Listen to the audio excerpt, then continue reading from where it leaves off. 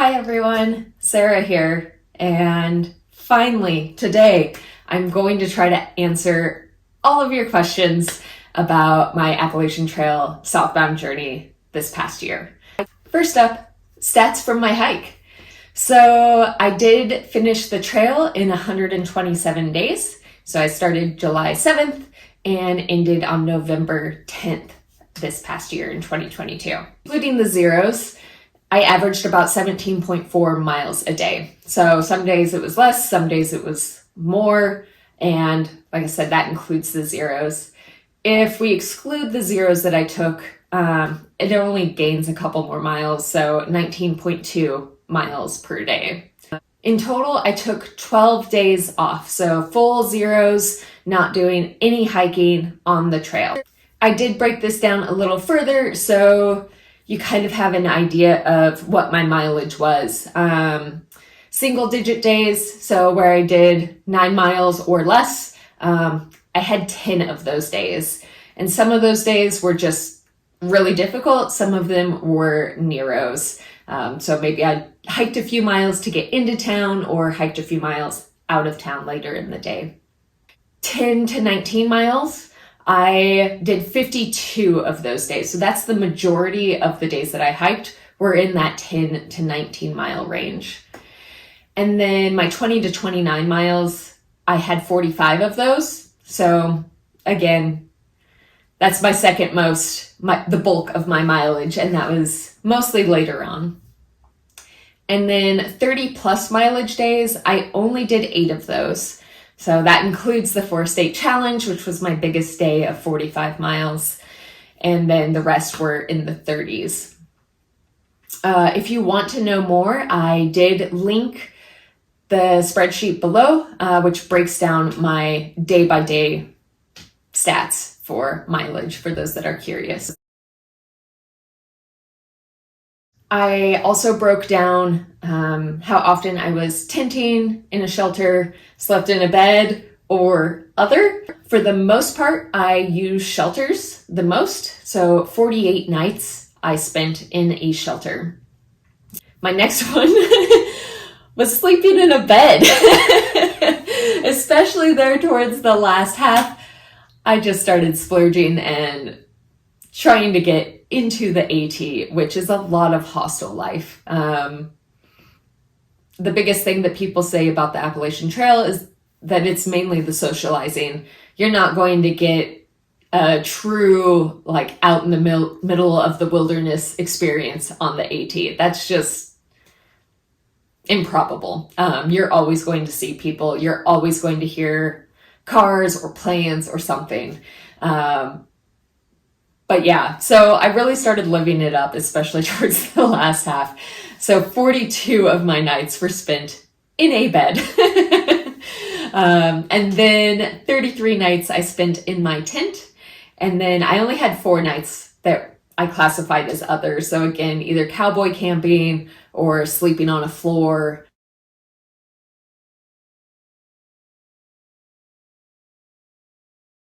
Money. Whew. I spent more than I thought I was going to, but also I did not go outside of my budget. So yay. Full disclosure, I did have a pretty hefty budget though.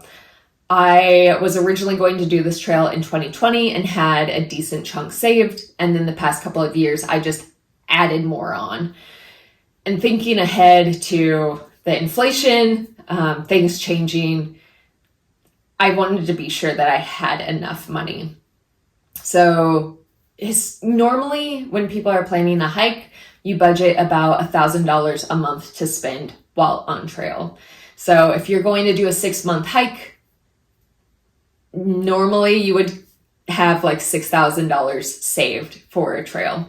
And that doesn't include your starting gear. So this is for replacement gear, replacement shoes, all of your food, hotels, stuff like that. And I do suggest having a separate savings or some sort of funds for emergencies. Like you need to get out, you need to find a plane, you need to go to the hospital, whatever it is, have a little bit of budget set to the side.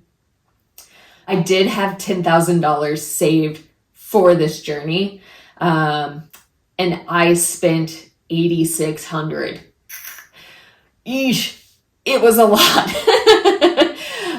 Some of this I did save as trail bills, so my phone, all of my subscriptions, so like Spotify, I wanted to be able to download music to my phone and not deal with ads or anything like that. My Zolio, so my emergency beacon and something that I could text my family with to let them know that I was okay when I didn't have cell service. Things like that fell into trail bills. And then, yeah, resupply was my biggest spend. And I kept this separate from restaurants, which were another very large expenditure. So total on resupply, I spent about $2,300. And on restaurants, even going out to a convenience store for meals was about $1,600. So was that just under $4,000 alone on food? And honestly, I probably could have spent a little bit less. People definitely spend less than that. I'm gourmet. I do buy fancier stuff. I do try to take care of my health and my body with the food that I eat. Obviously, by the end, I was consuming a ton of candy bars, but you do what you do. A lot of people have this budget very tight and will rely on the hiker boxes for free food, something cheap like Top Ramen, instant potatoes, cheap stuff like that to just get calories. I would spend a little bit more, get fancy cheese, maybe the occasional bread or bagel. I also split up the hostel and hotel cost. At the beginning, there were a couple hostels, but going through the mid-Atlantic, it was a lot of hotels. And at the time, I was hiking alone. There wasn't too many SOBOs around me that I would run into or knew. So I was doing hotels solo, which really pumped up the price on that. Also, that's when I got sick. Oh, and I was sick for about 10 days. And total, that illness cost me about $700.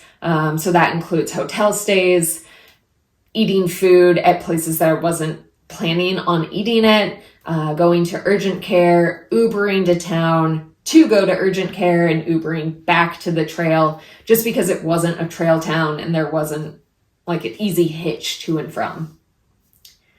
So there's that. I did use some of my credit card points on one of the hotels, so that $700 was actually a little bit less, but that's about what it cost me.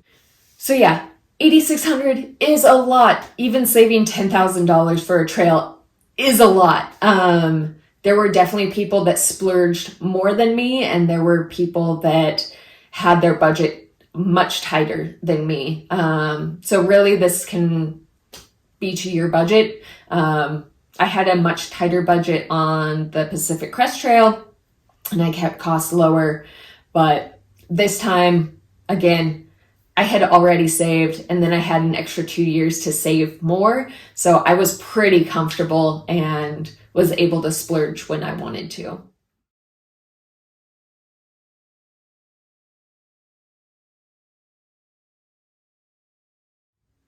Questions related to shelters and hostels and tenting.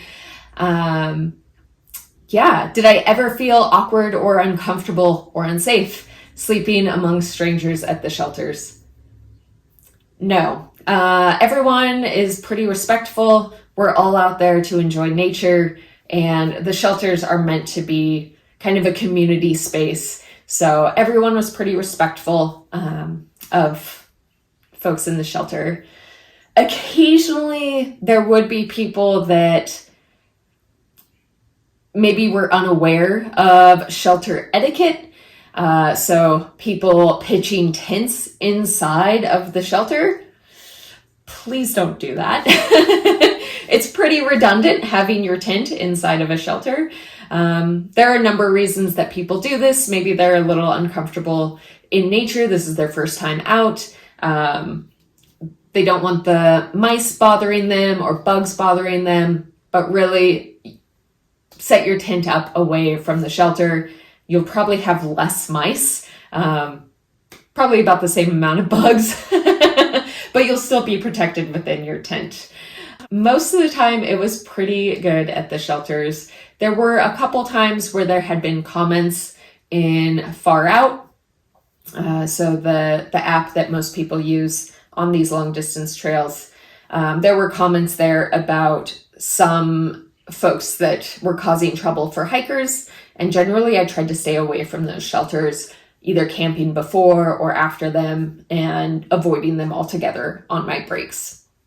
Any tips for sleeping in shelters? Is it better to sleep upstairs or downstairs, near the edge, side wall, center?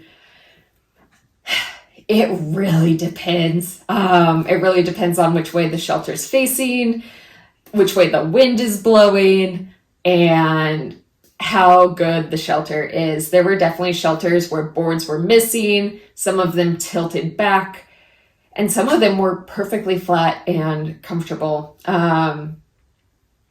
Yeah, take it day by day, shelter by shelter. There were definitely times where I started on like the left side close to the wall, and then the wind shifted in the middle of the night and suddenly I was getting blasted. So it really depends.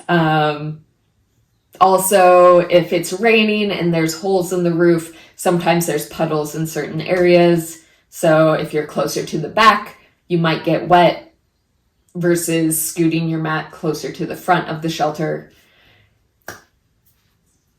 Make the best decision at the time for yourself. So I made great use of the shelters. Advice to those that are a bit shelter averse. If you don't want to sleep in the shelters, don't sleep in the shelters. There are plenty of places to pitch a tent around the shelters, or even hang a hammock if you're a hammocker. If you do hammock camp and think that you want to sleep in the shelter, I do advise that you bring some sort of mat, because sleeping directly on those boards is cold and uncomfortable, especially if you're going southbound and the weather's changing into fall. You're going to have a miserable time if you don't have at least something to sleep on top of. Shelter averse. Some people, again, didn't want to deal with the mice. Once it got colder, I didn't really notice the mice, but I was also pretty comfortable and sleep like a rock. So who knows? There may have been mice running around all night and I just didn't notice. And some people stayed out of them because there is more human activity and more likelihood to get sick. So norovirus is a big thing, especially for northbounders. There's just so many people and you're just touching everything. So the risk of that is higher when you get that large a group of people together. Yeah, it's really up to you. I liked it. It felt more like cowboy camping, but also the comforts of a shelter, so I was into it. Hostels, expense for what I got, convenience of location. This varied widely.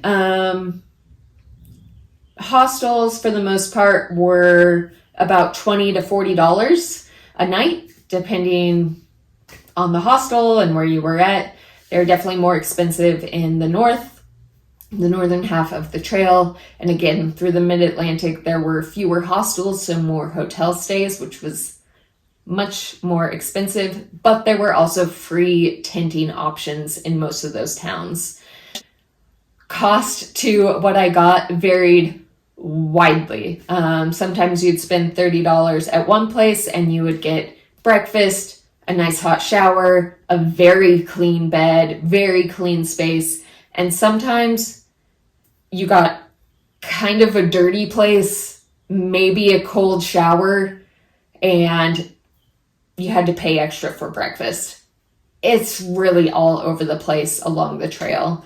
A couple of my favorite hostels, if you get the chance, do stop at Woods Hole. Everyone was correct. Like, that place is magic. Especially if you are a huge like farm to table kind of person. It is amazing. It is more expensive, and if you eat, it is more expensive. I think I spent $70 total there for one night, but it was so worth it to me, and for that experience there. So if you get the chance and you have the funds, do splurge. I also really liked the Main Roadhouse in Stratton. They are relatively new. I think they opened up in 2020.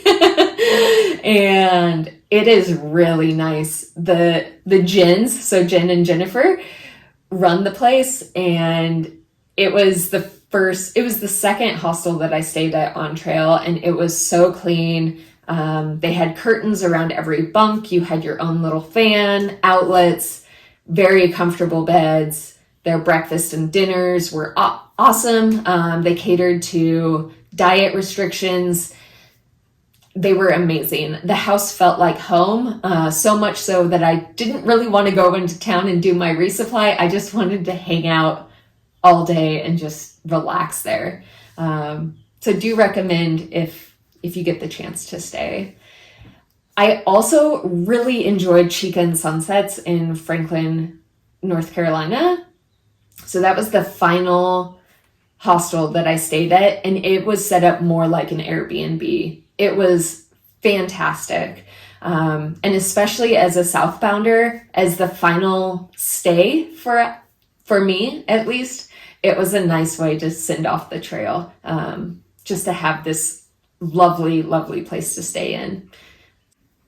Yeah, so that is everything about the money that I spent, shelters, hostels, tenting, and yeah, I'll answer more questions in the next video, more about my southbound experience and less about numbers. So see you there.